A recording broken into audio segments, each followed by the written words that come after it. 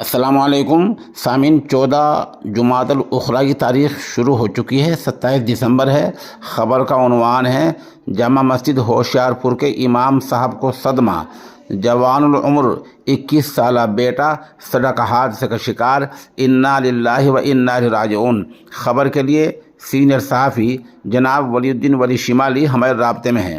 وہ بتا رہے ہیں کہ ریاست ہوشیار پور کی جامع مسجد کے امام و خطیب مولانا شمیم احمد قاسمی کے بیٹے کا انتقال ہو گیا ہے۔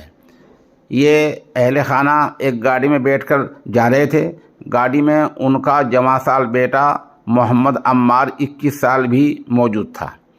گاڑی حادثے کا شکار ہو گئی، سب لوگوں کو چوٹیں آئی ہیں اور محمد عمار حادثے کا شکار ہو گیا ہے۔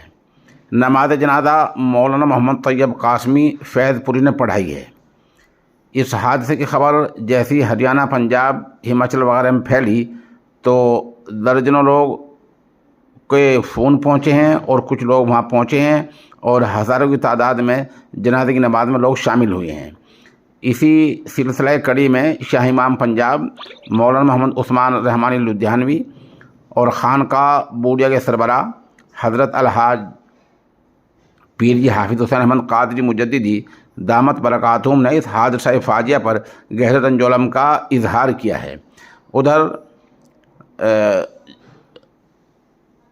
مدرسہ دعوت الایمان راجپورہ پنجاب کے محتمم مولانا ولی الدین ولی شمالی، جامعہ دارالسلام امبالہ کے سربراہ مولانا جاوید ندوی، محمد مستقیم احراری، قاری سید السما خضرآباد، صحافی مظہر عالم مظاہری جالندھری، حاجی عابد حسن سلمانی، مولانا محمد سلمان ایوبی اماد پور، پردھان غفران انجم عالم پور، حافظ محمد اسلم وغیرہ نے بھی تعزیت مسنونہ پیش کی ہے۔